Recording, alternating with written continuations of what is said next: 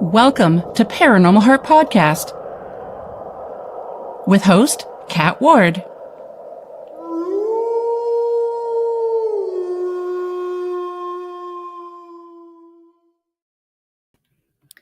Hello, my haunted hearts. Welcome to Paranormal Heart Podcast 8th year celebration. You know already, Paranormal Talk with Heart and Soul. Tonight's segment is streaming live on United Public Radio Network, 107.7 New Orleans and 105.3 the Gulf Coast, YouTube, and any place you find your favorite podcast. Thanks so much for spending your time with us. As always, looking for another great podcast? Join my friends Justin Cancelleri and Eric Skerback on Paratruth Reborn. Explore the mysteries beyond the veil every Tuesdays at 10 p.m. Eastern on UPRN Network, YouTube, and wherever you listen to your podcast. So, folks, tonight we celebrate 8 incredible years of exploring the unknown together. Thank you all for being part of this journey through mysteries, monsters, and the things that go bump in the night. If it wasn't for you, my amazing haunted hearts, I really wouldn't still be here. And for this special anniversary episode, we're joined by none other than researcher, investigator, and my dear friend, the SquatchFather himself, Al Santariga. So get ready, because the veil is thin, the stories are real, and the adventure continues. Welcome, Al. Hey, Kat, congratulations on 8 years. I can't believe it. It went like that, man. I know. Fast. Thank you, kind sir. Yeah, I remember. It's been fun. I remember for years you and Brian Bowden were saying, and Jim Mallard were saying, you should do live and you should do video. And I'm like, no. And here I am on the network. That's amazing. You've come a long way, baby. Thank you. Yeah. Wow. I'm just going to take a couple minutes for people to pop in. We have Absolutely. Heidi, my girl Heidi. Yes, she's an amazing supporter of all the shows on the network, and she's a dear friend. Heidi. Yes, Heidi, ho. Much from Boulder, Colorado, she says. Wow. Nice. Yeah, Heidi and her granddaughter, Audrey, they listen to the show. And I really appreciate their support and everyone who listens to the show. I mean, this is amazing. I can't believe 8 years. You and I were talking about before we started recording, or before we went live, that you said you remembered me as the news girl on Arizona Tramp's show. Yep, 3-minute segments. I remember giving you some weird news too stuff. Yes. And it's funny whenever, so folks, Arizona Tramp had a show called Black Swamp Digital Radio, and he asked me many years ago to be the news girl, and he wanted weird news. So every time I would Google the weird news, I would say 9 times out of 10, it was some guy from Florida. What is with Florida? Yeah, there's a lot of strange stuff going on in Florida. Yeah. It's the heat and humidity. That's what does it. Okay, Yeah, we'll say that. And now Brian Bowden's living there, so that's what I want. It's just that rests my case. There you go. There's even more heat and humidity. Strangeness. And lots of strangeness. Oh, God.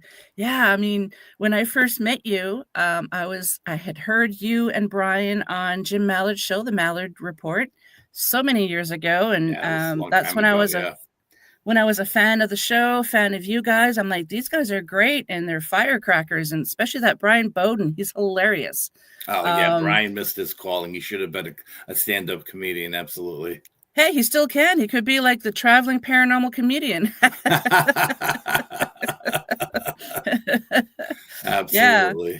So yeah, I went from fans of the show and you guys to friends, dear friends, and I've had you on the show quite a few times, even before I joined the network. So thank you so much for your support. And I remember in the beginning of the show, you so wanted to give me feedback on the episodes, but I remember you saying, I don't want to lose your friendship, Kat. And I'm like, that's not going to happen, Al. I need to know how I need to improve. So please tell me, give me constructive criticism, and you haven't held back since. And I really, really appreciate that. Well, thank you, Kat, because, a lot of people ask for the truth, and then when you tell them the truth, they get bent out of shape. And I definitely didn't want to lose your friendship. I loved you too much, you know what I mean? You're just too sweet. So but you was like, nope, hit me with the real thing. And I said, okay. And you always took all my advice to heart, and you always listened. And, you Yep. know, it was like some people want to know what you tell them, and then they do the opposite. You always listened, and you did what you did, what I told you to do, and it always worked Yep. out for you. Yeah. That it did. So, yeah, kudos to you for helping me with the show. I mean, Brian also helped. There's a handful. There's also John Mallard from Ogden, Newfoundland. I don't think he still has his show, and I haven't spoken to him in a couple of years, sadly. Just life gets in the way sometimes. And Justin and Eric from Paratruth Radio, they are Paratruth Reborn now. They helped me out a lot too. So I had a lot of amazing people like you help me out with my show. And there's a few times that I wanted to throw in the mic and just not do it anymore, because you get inside your head sometimes, and it's nice to have people like you guys that'll just like stop that, like right now, stop it. Stop getting in your head. You got to get out of your head. That's the worst place for anybody to be, is in their head. Absolutely. It sure is. Yeah. Yeah. So with all that being said, and we are going to be discussing with the SquatchFather himself, and I think I told you this before, Michelle DeRoche. She is also involved with the network, one of the managers. When I first mentioned, because when I first joined the network, you were my very first guest, and you were my first live and video. I was terrified. I really was. But when I told Michelle that you were coined the SquatchFather, she absolutely loved that. Like, that's the best name. Well, I could thank Chris Reinhardt for sticking that name on me. Yeah, nice. So he was the one who came up with it, and it just stuck. So I just left it. I was like, okay, whatever. It is what it is. That's awesome. And then there's Ron Murphy that was coined the crypto guru by Dave Scott of Spaced Out Radio. So we have a couple of people that have some great nicknames here. So we are going to be discussing some of your incredible experiences with Dogman, Sasquatch, and what was the other one? I'd never heard of it. Bear Squatch. I don't think I heard of that one. Yeah. Yeah, it's a very strange looking creature, you know. Yeah. Yeah. So, folks, I am going to try and put up some videos and some photos that Al sent me. I've never done this before. Michelle had taken care of that for me before in the past. I think I did it once. So I'm going to try and figure it out. And please bear with me, because this is a new aspect for me. So I hope I don't mess it up. So how do you want to start?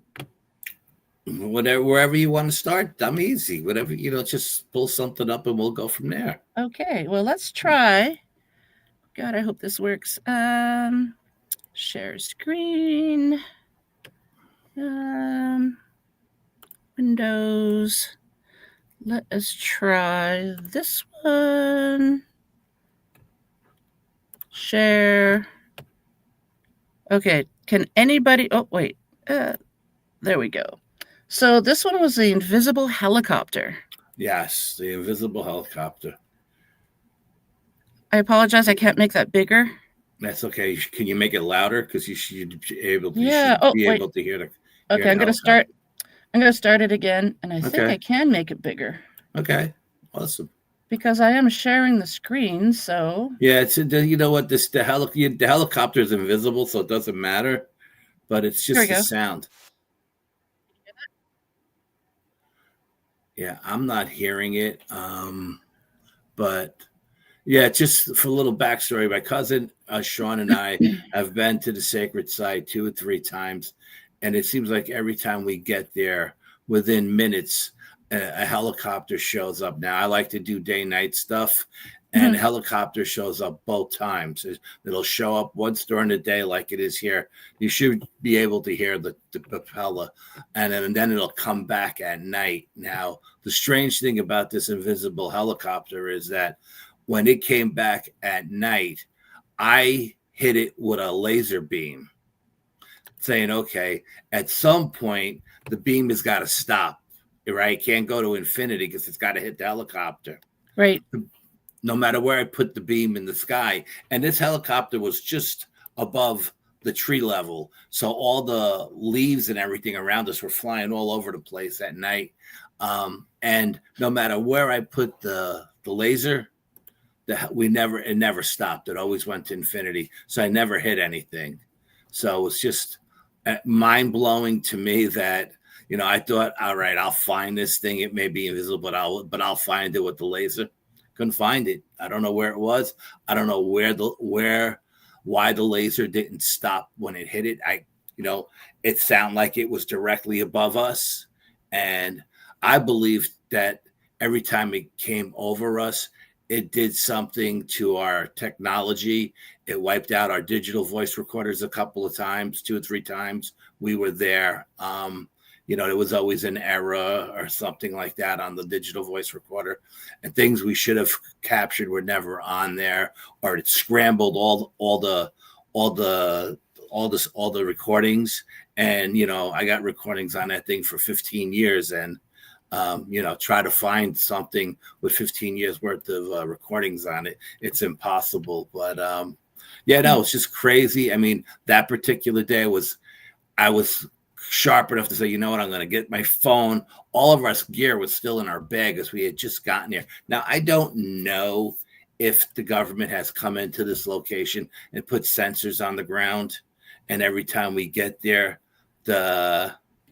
Michelle, every time we get there, they send a helicopter out. You know what I mean?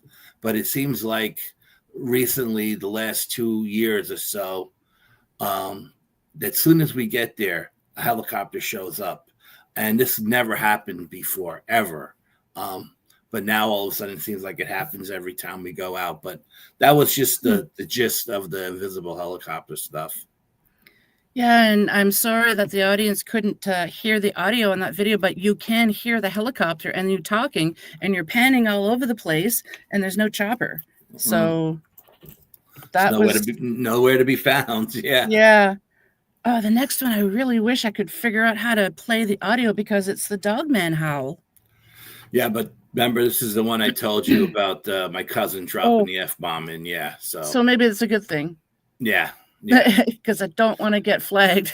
No, absolutely not. And it's not that he was cursing a lot. He just dropped the F-bomb once, and it's just a typical New York response. You know what I mean? Like here in New York, I can't say it on air, but it's just something that us New Yorkers say all the time, and it was very natural for him to say it. And I was recording and he was recording, and it doesn't matter which one I send you. His voice is on both of them. So okay, gotcha. Yeah. But that was crazy. That was absolutely crazy, because when I go to the sacred site, I'm there for Sasquatch. I'm not there for Dogman. Dogman is on the east side of the woods. Sasquatch is on the west. And every time I go there, I never even think about the Dogman, whether or not he's still in the den or not. That particular time, soon as we were going off trail up the mountain, the thought came to my mind, I wonder if the Dogman is still in that den. It's been years since I've been back, since he came to my house and I went to his house. You know what I mean? But the thought crossed my mind. I wonder if he's still there. No sooner did we get up to the top of the high plateau where the sacred site is, the Dogman went off, and it felt like he was telling me, yes, I'm still here. Don't come to my house. And I felt like it was just for me. And then the coyotes went off, and it sounded like there was a pack of 30 coyotes, and the coyotes go off. And about a minute into the recording, my cousin Sean was a little quicker than me. We were working with our phones, and when he on his recording, you can hear the tail end of the Dogman finishing the very first time, and then the coyotes come in, and then about a minute in or 50 seconds into the recording, all the coyotes are going off, and the Dogman comes in again, but inside with all the coyotes, and it's such a louder, deeper kind of howl. You can't mistake it. You know what I mean? And everybody I send it to hears it. So it's not just me. And it was very, very strange. That was just very, very, so I've come to the conclusion that UFOs, cryptids, and ghost all can hear our thoughts. Okay. Yep. And I come to this conclusion because of the very first time. I didn't send you the video, but I got a video. I was investigating an ancient stone chamber. Okay. Mm-hmm. And I did a daytime investigation, and I was filming it, and I was using the quartz crystal pendulum, and I was asking questions out loud, and the pendulum was doing all kinds of maneuvers. But I like to do day night. So I went back to the chambers at night. And when I went back to the chambers at night, the thought came to me, put the quartz crystal pendulum on the camera tripod, put the tripod inside the chamber, go outside, film with the camera, and ask questions telepathically. And I did. And every question I asked, that quartz crystal pendulum moved exactly how I asked it to move. And I said, nice. Wow, I'm dealing with a spirit, which I thought was a spirit of a Native American because it's on a Native American mountain. And I was like, the spirits can hear my voice, my thoughts. The Dogman can hear my thoughts because I thought of him and he let me know he was there. And there's more to that story. I'll get to it later. And then I sent you a UFO video. Yeah. I was filming outside off my front deck, and it showed up 3-4 weeks in a row at night every week. Well, one particular morning I was going to work at 4:30 in the morning, and it was there. And I said to myself, oh no, I can't deal with you now. I'm way too tired. You know what I mean? I gotta go to work. Come back tonight around 8:00, you know? And the little voice in my head said, no, film this. This is important. So I started filming with my phone. And then the voice in my head said, ask it telepathically if it can see you to give you a sign. So I asked it telepathically, if you can see me, give me a sign. And if what I thought was a flash, if I said, the way I describe it is as a flash. Okay. But when I rewound the video and I watched it again, it's not so much a flash as it is the craft expands like 10 times its size and then shrinks back down. And it just blew my mind. It just blew my mind. I had never had a craft. I've never asked the craft telepathically to give me a sign, you know, and it did. And the same thing with the Dogman and the spirits. So, you know, everybody says, I think these stuff is connected. I say it is. It's all connected. It's all connected through consciousness and vibration and frequency, and they can hear our thoughts. All of them can hear our thoughts. And it just blew my mind. It really did. If you want to pull up that video. I have it here. It's not the red one. It's the white one. Yeah, and unfortunately, I'm not going to have sound, I don't think. So share your screen. There's really no sound. I didn't do any narrating. I just filmed, you know. I tried to be as quiet as possible and keep the camera as steady as possible. Okay, here is There it is. Whoop, there it is. Here we go. Now, at one point, it's going to drop down, and then as it goes back up, it's going to flash, for lack of a better definition. Look at that. Wow. That's when it gave me the sign. And when I tell you, when you blow that up and you look at it, it gets so much bigger than that point of light in the sky, you know? That's crazy. Yeah, that blew my mind too. That was every time I think there's nothing else to experience, something happens that blows my mind and it sucks me back in, you know. For those watching the video, forgive me for turning my head to the left. I have another screen over here that I'm trying to show photos that Al had sent me in videos. So I do apologize for that. Okay. Oh, I just want to give a little special shout out to Sabine Blais and give her a little promo here. So I met her this year in August. She is in the Ottawa-Gatineau area here, Gatineau, Quebec. She hosted the first of its kind of the Sasquatch conference. And I had her on my show before the conference, and I went to it, and there was a good turnout for the first event. And Al, as you probably know, in Canada, we don't have events like that. So I met a bunch of great people and wound up being friends with them. And Sabine and I message each other a lot. And she's going to be having the second annual one, August 15th and 16th. I got to give a little plug out. So yeah, I'm hoping there's going to be a lot more people showing up, because now that people know about it and people are talking about it, and it's just going to be a 2-day event this time. I'm going to have a vendor table there selling a little bit of Paranormal Heart podcast swag. So I'm really looking forward to that and to meeting other people. And yeah, Michelle, also known as Mish, says hello to ECSO Bigfoot, which is I can't remember what the ECSO stands for, but it's still Sabine, her organization. Wait, East Coast Sasquatch Organization? Please tell me if I'm wrong, Sabine. So there you have it. So if there's anybody in the States who are interested to attend it in Gatineau, Quebec, which is just across the bridge, across the water from Ottawa, Ontario, reach out to me and I can hook you up and let you know how to buy tickets. Awesome. That's great. The more you do, the better it is. Absolutely. Yeah. Okay. So I'm going to see if I can do some pictures here.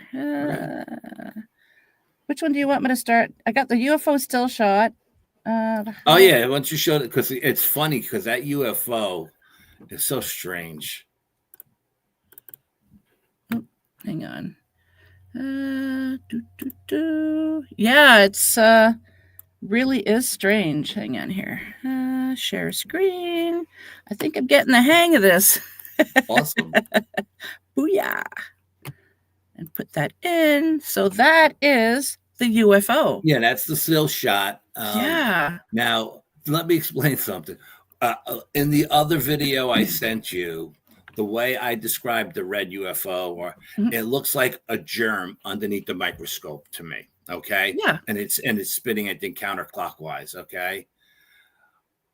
Through the camera, when I took the still shot, it kind of looks like a triangle with an orb in the middle. Okay. Through the full spectrum camera, it looked like it looked like a squid in the sky with tentacles. Yeah. So every time we looked at it through a different spectrum of light, because it came back 4 times, and by the time it came back the 3rd time, I had all the cameras set up on the deck, full spectrum, thermal, everything. The only spectrum of light that it didn't show up in, and this is going to blow your mind, was thermal. It did not show up in thermal. Well, that is really odd. Blew my mind. That was the one spectrum of light I thought for sure it would show up in, but it didn't show up in thermal. Showed up in full spectrum, showed up in regular light. It showed up in infrared, but it didn't show up in thermal. Huh. Yeah, isn't that crazy? Because even go ahead. No, saying like now when I look at that thing there, it looks like almost like a triangle to me with an orb in the middle, But like again, Eric said, no matter what spectrum of light you looked at it constantly changed. If you show the video now with the red orb video, you'll see it looks like a germ spinning counterclockwise under a microscope. It's ridiculous. Looks like something out of Stranger Things. Maybe. It was pretty strange. No kidding. Yeah. Good grief. Okay, let's see if I can do another photo here. Did you want to talk about anything? Oh, Bigfoot nest. Did you want to talk about that before? Yeah. Whatever. Okay. Share screen. Window. Oh, wait. I should probably bring up the photo first. Okay, there we go. Share screen. Where is it? Windows. Share. There we go. Okay. Now, a little backstory on this. The sacred site is on a high plateau. There's a western ridge that goes up off the sacred site. Now, I've never been up the western ridge because I had made a deal with the Sasquatch when I found the sacred site that I wouldn't go up to the ridge because their home range is on the other side of this ridge. Mm-hmm. So I said, I'm not going to go up there. Well, I've seen a white Sasquatch in my dreams, told me telepathically that his name was Alaric. He was a king shaman, and he was an elder. He was an ancient one. And in my dreams, that's how he comes to me in a dream. He came to me and he was waving me up the ridge. And I was like, no, I can't go up the ridge. I made a deal with, and he's like, no, you're with me. I want you to come up the ridge. So I was like, okay. So I called my psychic, Cindy, and I said, love Cindy. I explained to Cindy, what should I do? And she says, if Alaric, because Alaric came to Cindy too. And Alaric actually came to Chris Reinhardt as well. All three of us have seen Alaric, and all three of us live in different states. Chris in Connecticut, me in New York, and Cindy in Arkansas. But she said, if Alaric came to you and told you to go up there, go up. So me and my cousin Sean went up, and we found these indentations in the ground. This is a pretty big one, okay? Some were big, some were small, some were medium size. I mean, they're all filled with leaves, and I didn't dig through the leaves to see what was on the bottom of it. But Sean's very, very psychic as well, and he was being pulled to the left, and I was being pulled to the right, and he's yelling back to me, hey, cuz, I think these are nests. And that was exactly what I was thinking.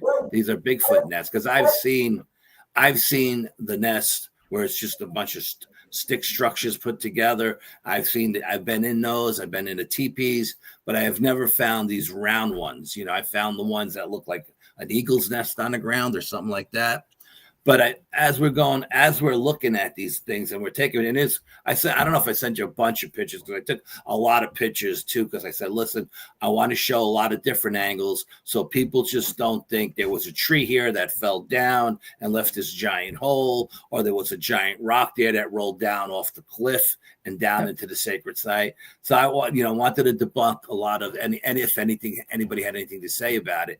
So, but it didn't dawn on me. I didn't see it until I went up to the very tip of the Western Ridge and looked back. And when I looked back on it, Sean was in the front of all the nests, and the little light bulb went on.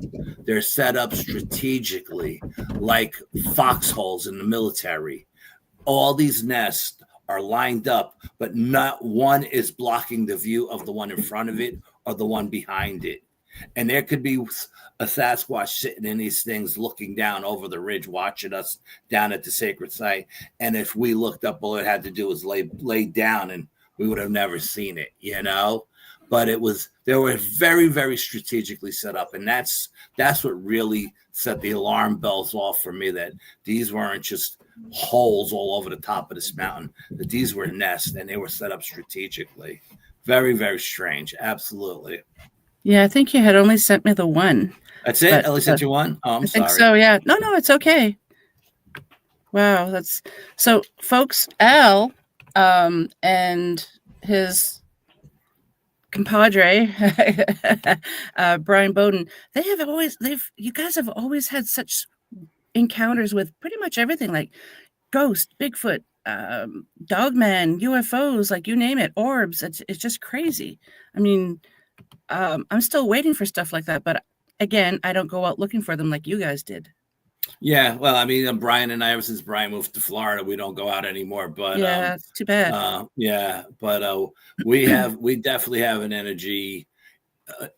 Individually, we have our own energy and together we have like a really powerful energy. We've chased spirits through the houses, like I felt like something was dodging me and it was running towards him, and then it would see him and stop and go back the other way, and I'd be coming around the corner. We chase stuff all over a lot of different locations, but when we're together, we definitely have, our energy is twice as strong. And but the same thing with my cousin Sean.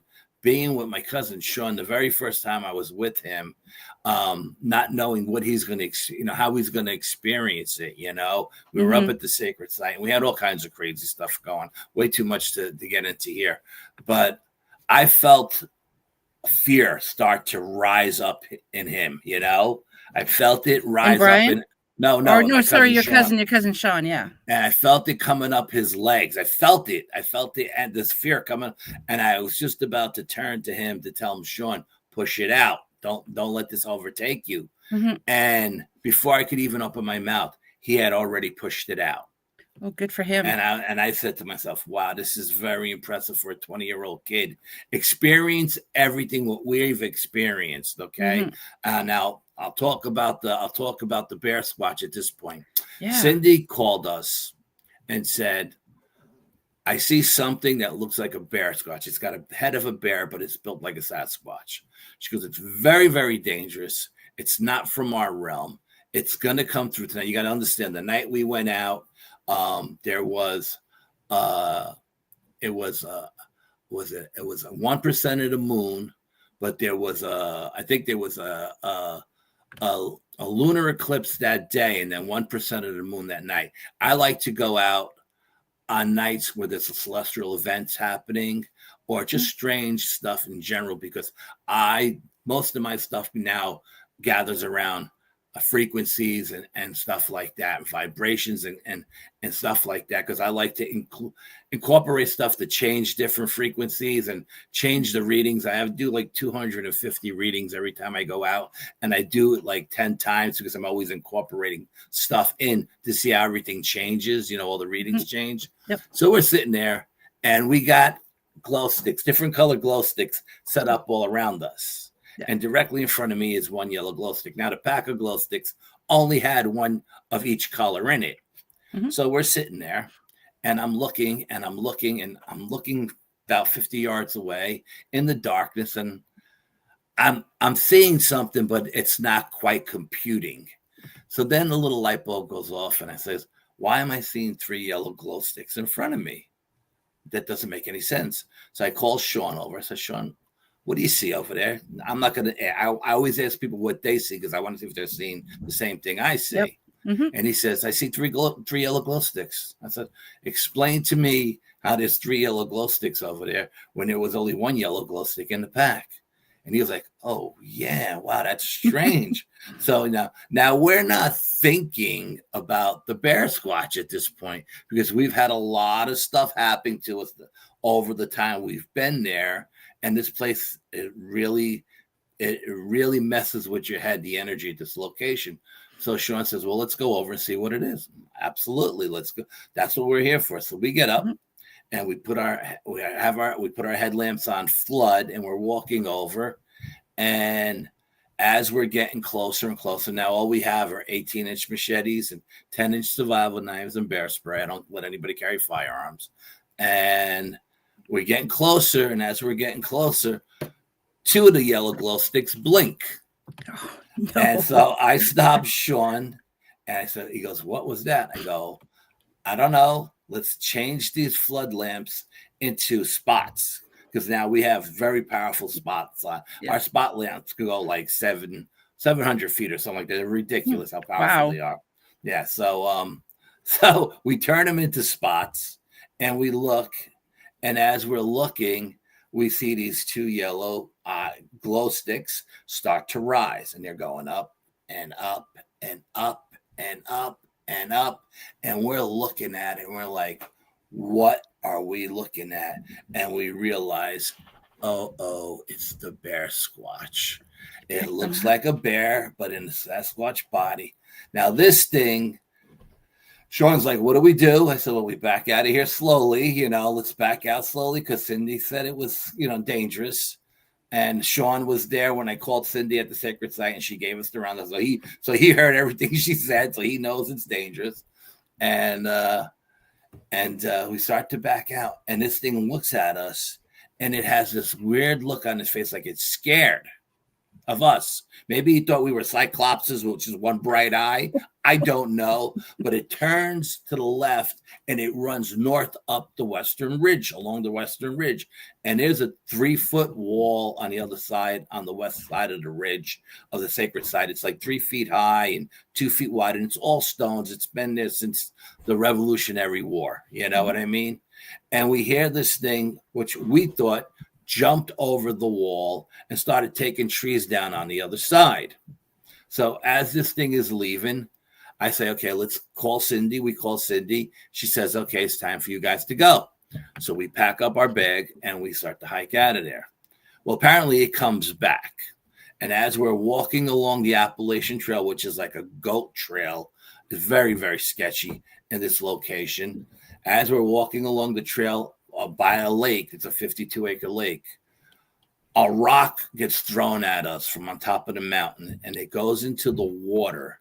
And this rock is so big that the water goes up about 20 feet in the air. And we both turn around and we look at the water. And Sean looks at me, and he's a kid from the city, just moved up to the country. And he goes, "What was that?" And I said, "Sean, that was a beaver." And he jumped into the water and he splashed its tail, and the splash went up. Meanwhile, I'm looking up the mountain to see if I could see eye shine, because I know this thing came back, And we hiked out of there and we got to the car. He goes, "Was that really a beaver?" And I was like, "No, absolutely not. That was the bear squatch. He came back and he threw a giant boulder at us."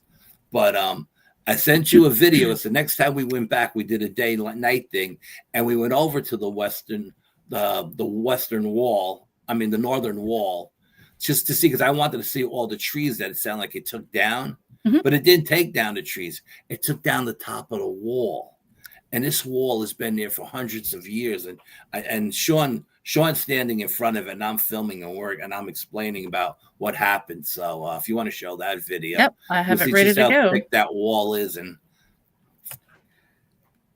again, there's no audio for the audience. I do apologize for that, but it should straighten out. Yeah, there you go. That's my cousin Sean, and that's the wall. Now that wall has been there since the Revolutionary War, and you can see how thick it is and how high it is. And there's no rocks on our side of the wall. All the rocks are on the other side of the wall. So it went that way. Yeah. It went that way. And there's no trees down on this wall, except for this one little tiny branch that couldn't even do any damage to that wall.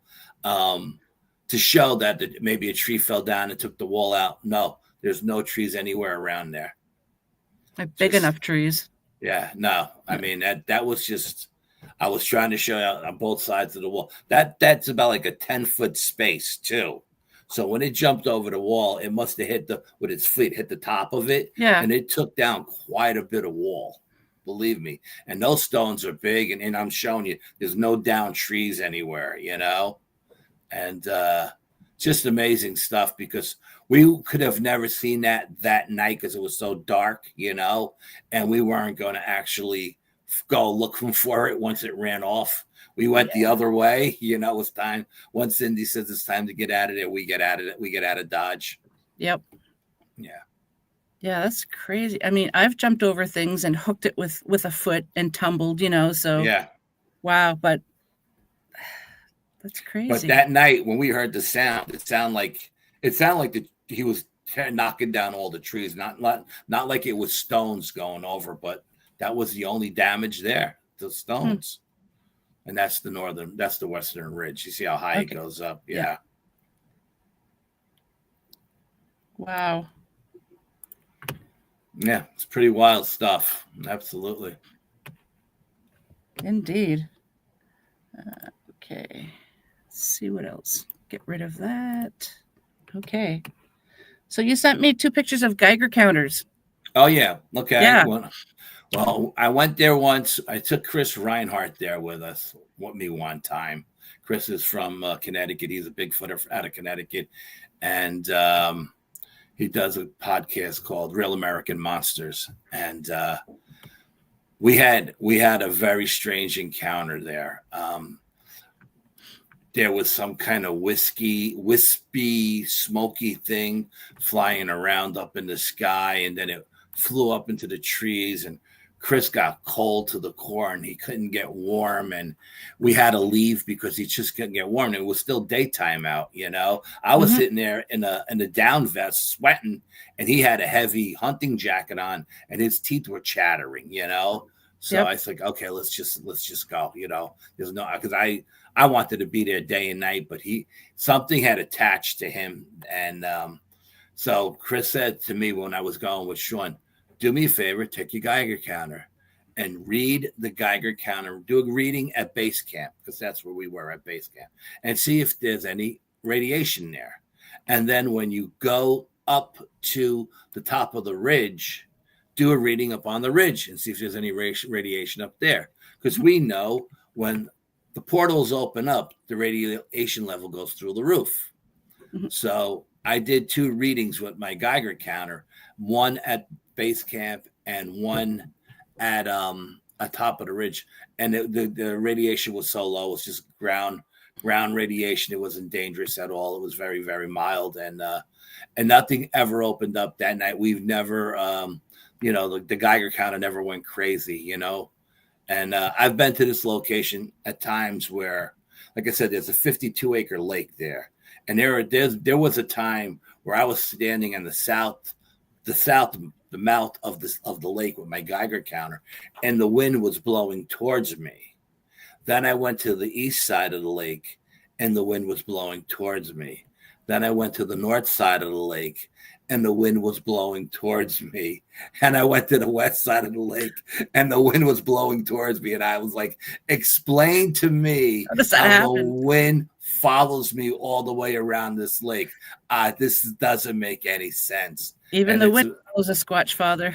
It's just a place of high. Cindy says she's never experienced a place like this in her life. She said the energy there is off the charts, and it's very, very strange. And there's portals and all kinds of stuff go through. Yeah, you can see it's 0.27. And I think that was at base camp, because I think, that was up on the ridge. It was even weaker at 0.05. So nothing really, nothing to be, concerned about, at either one. Yeah. But Chris asked me to do it, so I did it, and I screenshot it, and because he wanted to know, Now I don't know what it was. The dad was there with him, We didn't take the time to do a radiation check, but we'll take it with us from now on when we go, Absolutely, yeah.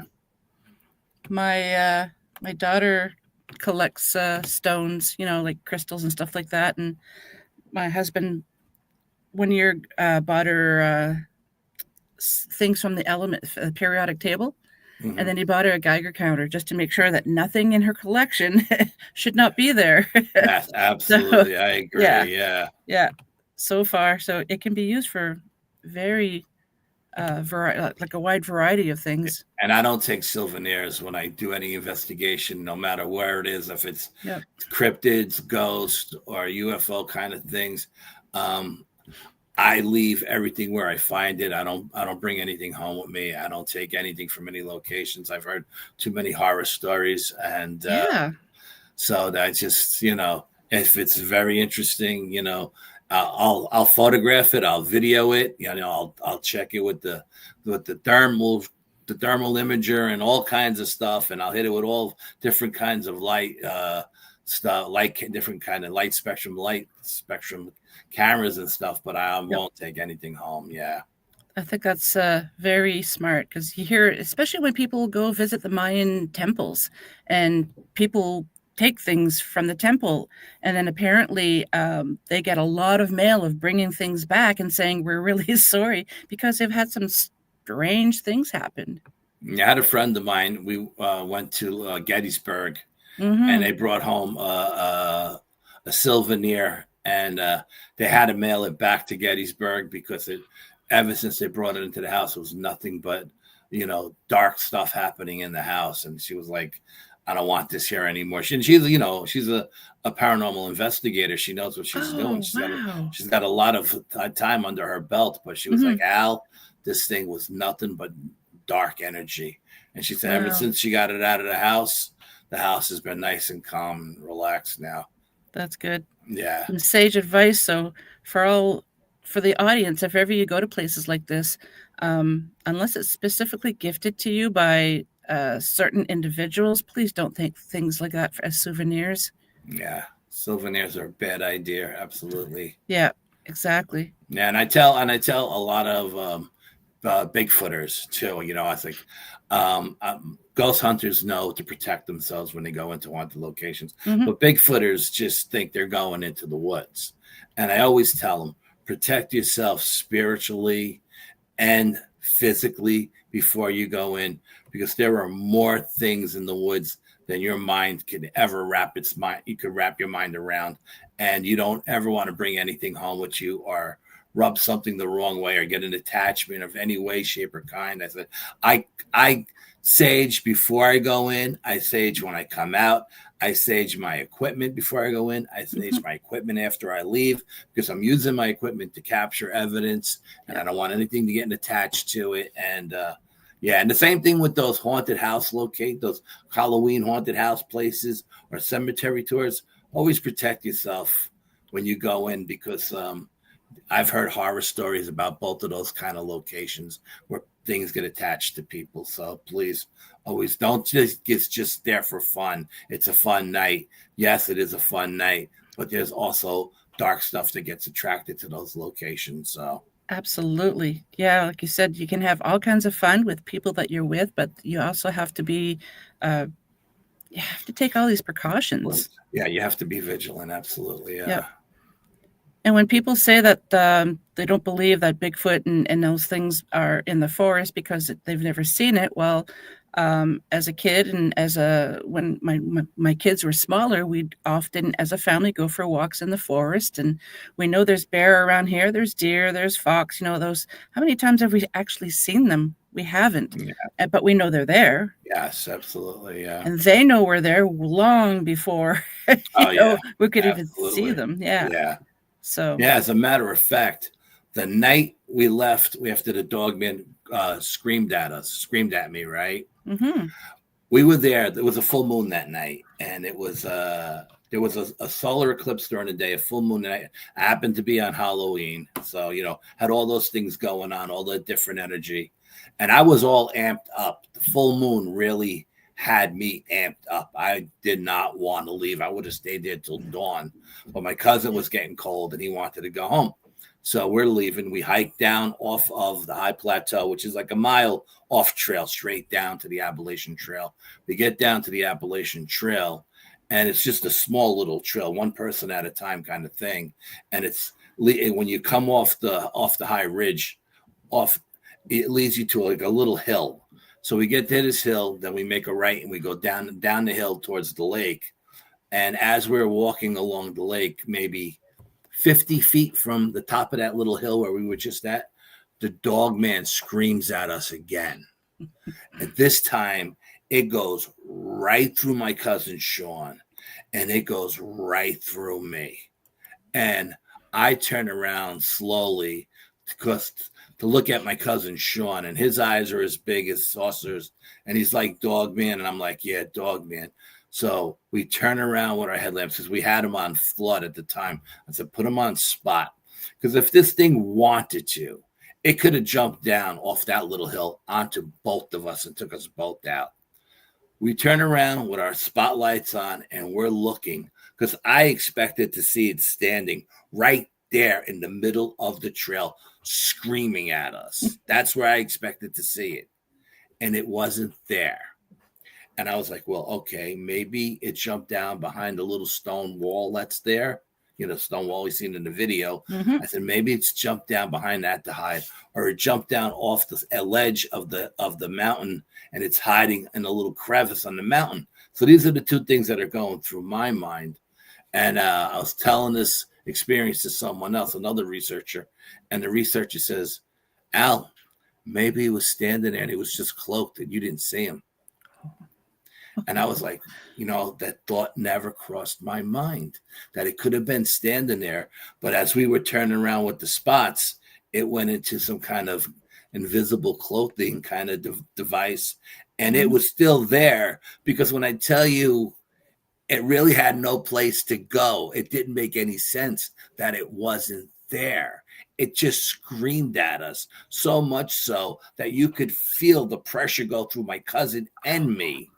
And we're 4.5 miles from the car, and we're carrying backpacks that are 50 pounds each.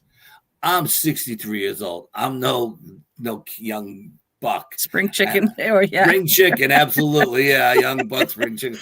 I turn to my cousin Sean, and I say, we're going to hike out of here tonight, and we're not going to stop for water breaks or bathroom breaks, because I don't want this thing to flank us and get in front of us, and then we have to fight our way out of here. So he's like, now all the times he's been with me, that has never happened. We've always stopped 2 or 3 times for a water break or a bathroom break, or just to catch our breath. You know what I mean? And so we're hiking out, and you can feel the dog man behind us. You could feel his energy, like just pushing us out. And we're hiking. And like I said, we're 4.5 miles from the car. And I'm thinking, oh, God, don't let this thing flank us. Please don't let it flank us, And the last thing my cousin's father said to me before we left is, bring my son home in one piece, So I'm like, please don't let this thing flank us, And as we're going, we're about a mile from the main road. I see yellow eye shine to my right off in the woods at about the 6-foot level. And I'm like, oh, Jesus, it's in front of us now, right? So I stop. And I stop Sean and I say, tell me what you see over here. And he looks over there and he says, I see yellow eye shine. How high do you think it is? It looks about 5 or 6 feet high. That's what it looks like to me too. So as we're walking, the yellow eye shine starts making a move towards the path we're on to cut us off at the path.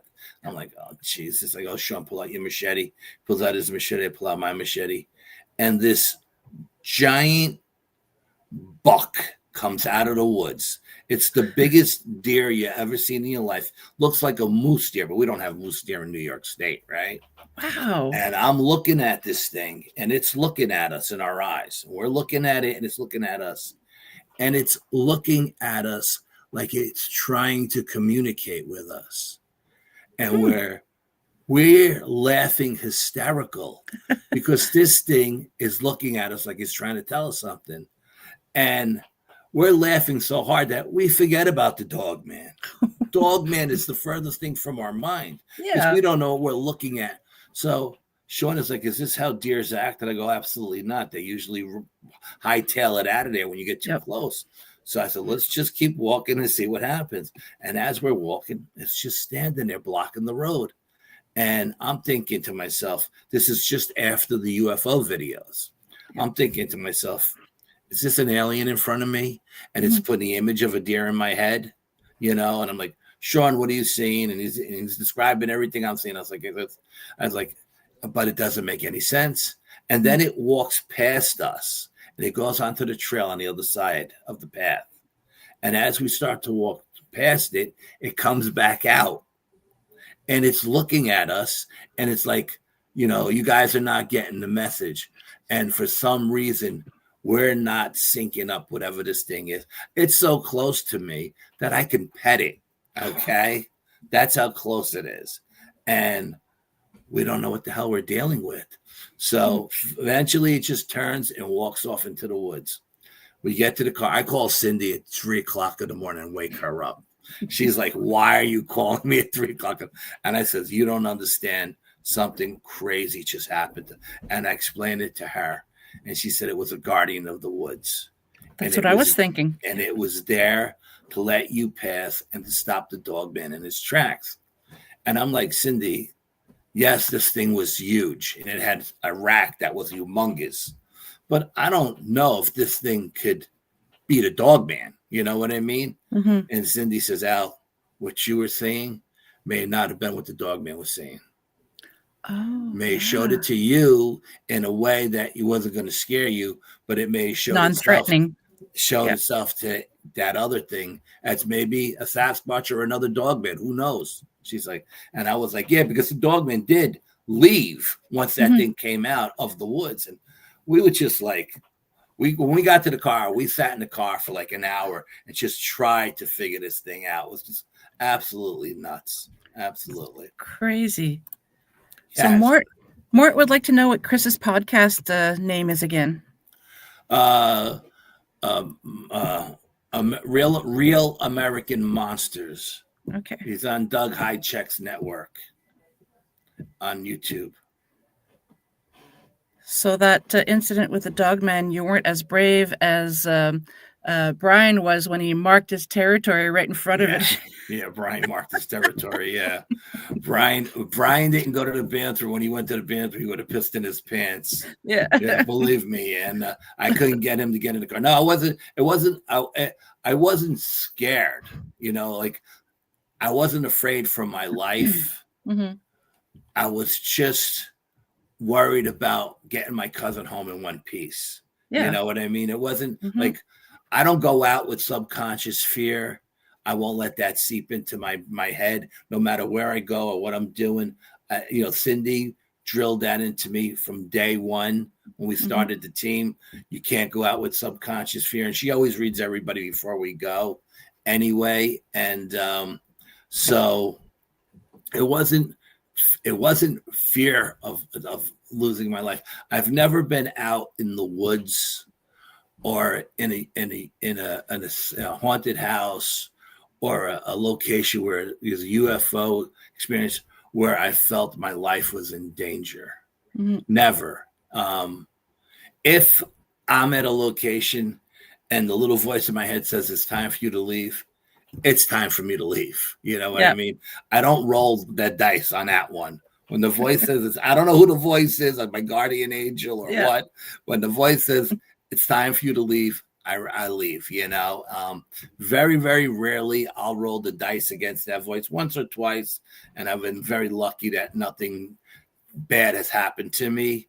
But so it's a different feeling. Like I said, it's same thing with the lights in the skies. People say, oh, you never know what's in the sky with all these drones and this, that, and the other thing. I'm like, no, I don't pay attention to lights in the sky unless the little voice says, pay attention to this, like it did that morning, Otherwise, I would have just said, no, I'm too tired. I'm going to work, Yeah. But that morning was the morning the voice said, ask it telepathically. And I did, and it responded. And again, I don't know who that voice is or what that voice is, but I always try to listen to it when it comes across. It's always been a positive thing with me. It'll tell me. I've been on locations, at haunted locations, where it'll say touch the wall, and I touch the wall, and then it'll say touch the door, and I'll touch the door, and then I'll get an image in my mind's eye of like one particular place was an image of the Underground Railroad. Oh, interesting. And I went upstairs. We were upstairs. All of the investigators that were there went upstairs to just kind of check everybody's notes. And the historian of the location was there. And I was like, I don't do any research on any of the locations I go. I go in cold. I don't want to know anything. I like doing that too. Yeah. Yeah. I don't want to know anything. And I asked the historian, was this location ever used for the Underground Railroad? And she was like, why did you ask that? And I said, because I got an image in my mind's eye. When I touched the basement wall, the foundation was rock.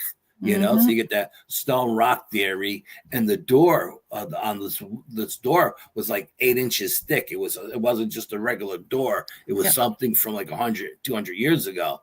And the image went into my mind's eye of the Underground Railroad. And she was like, yes, this place was used for the Underground Railroad. So like I said, I listen to my little voice all the time, so that's how my abilities work when I say I'm psychic, because I don't claim to be psychic, but every psychic tells me I am. You are. It's the voice that tells me to do things. It's the little voices, touch this, do that, go here, go there. You know what I mean? And that's how I get my experiences. Yeah. It's amazing. Well, we are at the end, my friend. Yes. Thank you so much again for helping me celebrate my 8 years of podcasting. Again, I love and appreciate you and everything that you've done to help me over the years. Thank you. No, it's nothing. I mean, it's just nothing.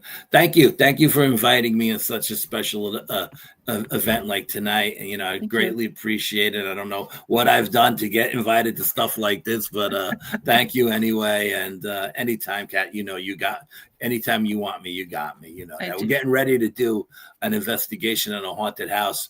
Chris is supposed to come with me, and I got another guy coming with me. This guy, Joe, he's coming with me too. They both want to start doing more paranormal stuff, because Mm. Joe's just a podcaster and Chris is basically a squatcher.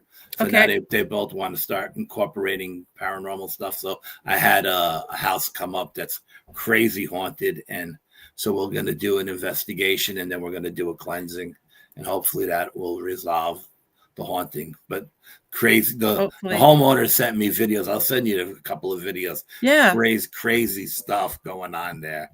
And this is like during 3 o'clock in the afternoon during the day. It's absolutely nuts. Yeah, doesn't always happen at night. No. Yeah. Okay, hang tight. I'm going to say my farewells to the audience, and if you have a couple of minutes afterwards, we'll just chit-chat for a few, and then, so thank you again so much. Sounds like a good plan. Okay. Wow. So a huge thank you to my special guest, Al Santariga, a.k.a. the Squatch. Oh, my God. SquatchFather. I almost forgot.